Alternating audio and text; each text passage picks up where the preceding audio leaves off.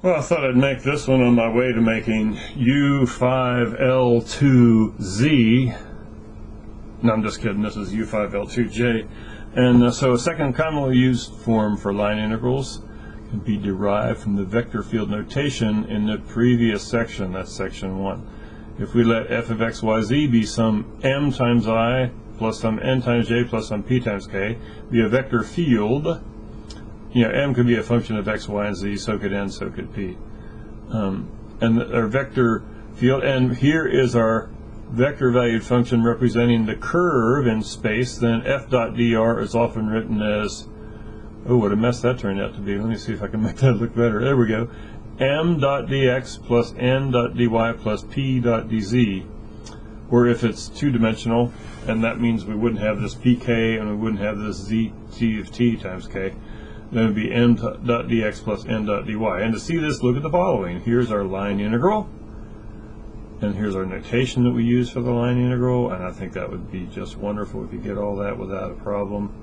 And you probably don't have too much problem with that. We could say vector mi plus nj plus pk, x prime I plus y prime t plus z prime t k. That's from our vector valued function r of t representing the curve. And so then we would wind up integrating from a to b, and you know what, I really should describe why is it from a to b, and that's because I didn't put here, I guess I should have, a is less than or equal to t, and that's less than or equal to b, and we'll say that is a curve in space. And now you see why we have this as our line integral over the curve c, or the vector value function c. Then the two-dimensional version, of course, it's pretty easy to figure that, as you might have guessed. So evaluate the line integral in differential form. Curve c, 2x minus y dx plus x plus 3y dy. And so c is the elliptical path. X is 4 sine of t, y is 3 cosine of t from the point x is 0, y is 3 to the point x is 4, y is 0. So it's essentially just going around a fourth of an ellipse. So now what do? Well, it turns out 2x, that's easy. That's 2 times 4 times sine of t, so that's 8 sine of t. Minus y, minus 3 cosine t, and that's going to be multiplied by dx. Well, the question is, what is dx? Well, dx is the derivative of this with respect to t, and so that would be 4 cosine of t dt. See, this is the dx referred to here. And this dy, well, what do you think that is? Of course, the derivative of cosine is negative sine, so it's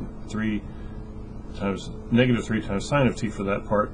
And the x plus 3y is the 4 sine of t. That's the x plus 3 times y. That would be plus 9 times cosine t. And so now it's just a big, long, ugly trigonometric integral. Oh, it's uglier than I thought. However, notice that this and this are like terms, and notice what this is. Why, of course, you said, why, that is just negative 12. And so we wind up with 5 sine of t cosine of t minus 12 dt. And so this might be a bit of a stretch, but if you recall that the sine of 2t is 2 sine of t cosine of t, so half the sine of 2t is sine of t cosine of t, and now we got something we can integrate. So golly, I might even do this integration without using my magic integrator. Integrating sine of 2t, of course, you get negative cosine of 2t over 2, so negative 5/4 cosine of 2t. Integrating negative 12, we get negative 12t, t going from 0 to pi over 2. And now, why are we going from 0 to pi over 2? I must have told you that somewhere. Oh, I didn't tell you that anywhere. Oh, that's a really good question. So why are we going from 0 to pi over 2? And the answer is because that's how we get around this ellipse. You know, if t is 0, then we start out at 3 times cosine of 0, which is 3 for the y, and 4 times the sine of 0, which is 0, so we'd be starting here, right? and ending up at 4, 0, and so therefore we'd be going from 0, 3 to 4, 0. Putting in pi over 2 makes the x value 4 and the y value 0, so you can probably see why that's so.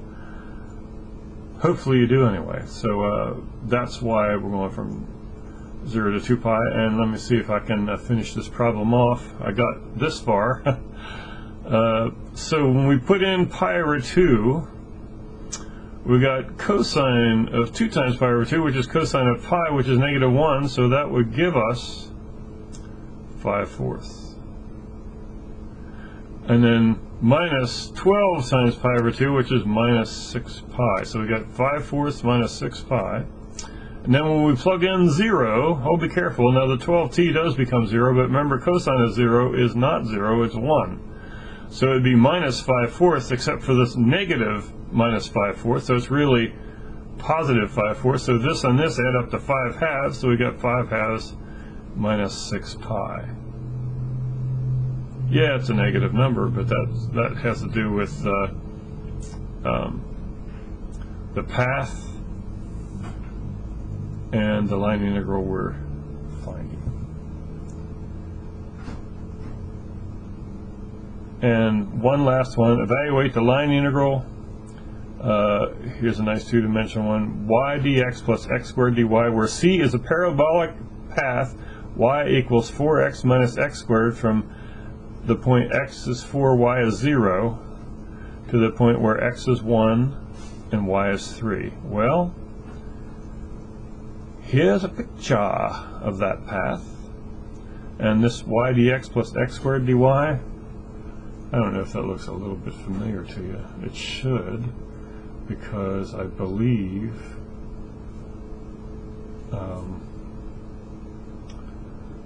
we did this one. Oh, we went back too far. Yes, yi plus x squared j. Remember that? Look here at this integral. This one, y x squared. See it? So it's really the same problem as before.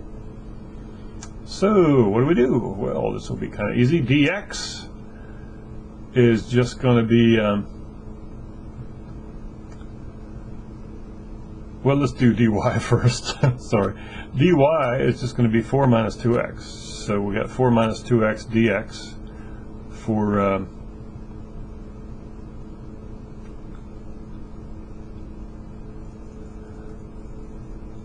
oh, you know what?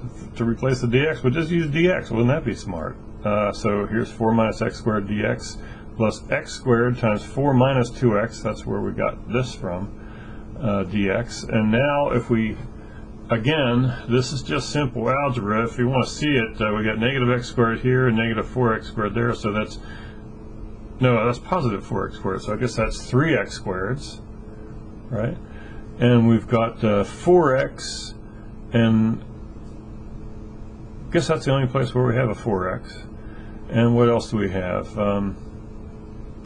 Oh, here we have a negative 2x cubed. There's negative 2x cubed. Well, that's the whole thing right there. And we're going to evaluate it from 4 to 1. Now, why are we evaluating it from 4 to 1? Because look, that's where the x values go from 4 to 1. So that's kind of a pain, because I don't like those to be backwards, but there they are backwards. And trust me, it's polynomial integration. You don't need any help on that, but we do get an answer of 69/2. Well, isn't that familiar? And the answer is, well, sure it's familiar, because that's what we got when we did it. Same problem, but using the other notation, not the differential form. Okay, well, I'm really just kidding. There is not a unit 5 lesson 2Z. This was the last one.